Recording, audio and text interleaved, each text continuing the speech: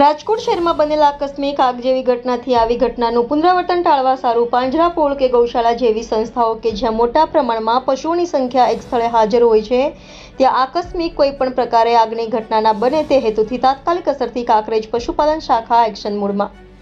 બનાસકાંઠા જિલ્લાના કાંકરેજ તાલુકાના પશુપાલન શાખા દ્વારા કાંકરેજ તાલુકાની તમામ ગૌશાળા અને પાંજરાપોળ મુલાકાત લેવામાં આવી, જેમાં ડોક્ટર પીએચ બ્રહ્મભટ્ટ તાલુકા પશુ ચિકિત્સા અધિકારી, ડોક્ટર સીએન પટેલ પશુ ચિકિત્સા અધિકારી રાનેર અને ડોક્ટર એસ.જે. પરમાર પશુ ચિકિત્સા અધિકારી પાદરડી દ્વારા તમામ સંસ્થાની મુલાકાત લઈ અને જરૂરી સૂચન લેખિતમાં આપી પગલાં ભરવા કાર્યવાહી કરવામાં આવી.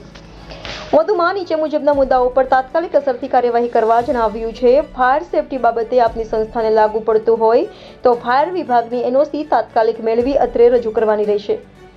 સૂચના મુજબ ફાયર સેફટીના સાધનો તાત્કાલિક વસાવી અત્રે લેખિતમાં તમામ સંસ્થાઓને જાણ કરવાની રહેશે.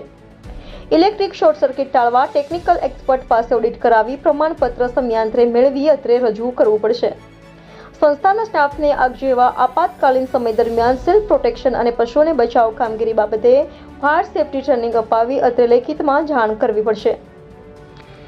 આગના કિસ્સામાં સંસ્થા સ્ટ્રક્ચરલ સ્ટેબિલિટી ધરાવે છે કે કેમ તેના ટેકનિકલ એક્સપર્ટ એન્જિનિયરનો રિપોર્ટ રજૂ કરવો પડશે.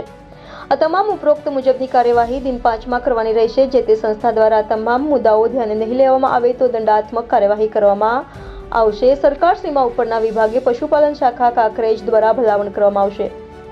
અહેવાલ Jayantibhai Thakkar, India 24 news channel, Shihori, Kankrej. નમસ્કાર. આજ રોજ કાંકરેજ તાલુકા પશુપાલન ટીમ દ્વારા કાંકરેજ તાલુકામાં આવેલી ગૌશાળા પાંજરાપોળોની મુલાકાત લેવામાં આવી, તેમજ મુલાકાત લીધા બાદ આગામી ચોમાસું તેમજ હાલમાં અતિશય ગરમીના કારણે આગના કિસ્સા બનતા હોય છે તે બાબતે જરૂરી લિખિતમાં જાણ કરી અને કાર્યવાહી કરવામાં આવી. જેમાં પ્રથમ મુદ્દાની અંદર આગામી ચોમાસાને ધ્યાનમાં રાખી અતિભારે વરસાદ, વાવાઝોડું, પૂર કે પછી વીજળી પડવાના કિસ્સામાં પશુની જાનહાનિ થાય નહીં તે બાબતે જરૂરી સલાહ સૂચન કરવામાં આવ્યું. વધુમાં અતિશય ગરમીના કારણે હાલમાં આગ લાગવાના કિસ્સા ખૂબ જ બનતા હોય છે, તો તે સારું આપણી કાંકરેજ તાલુકાની તમામ પાંજરાપોળ તેમજ ગૌશાળાઓમાં આગ લાગે નહીં તે બાબતે અને આગ લાગ્યા બાદ શું કાર્યવાહી કરવી તે બાબતે જરૂરી ફાયર સેફટી બાબતે સલાહ સૂચન લેખિતમાં કરી અને પગલાં ભરવા માટે કાર્યવાહી કરવામાં આવી.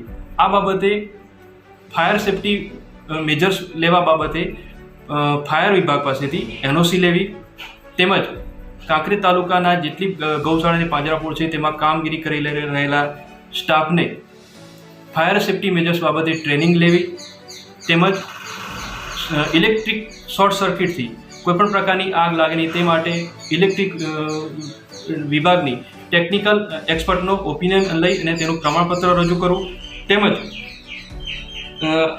આગ લાગે જેવા ભીષણ આગ લાગે ત્યારે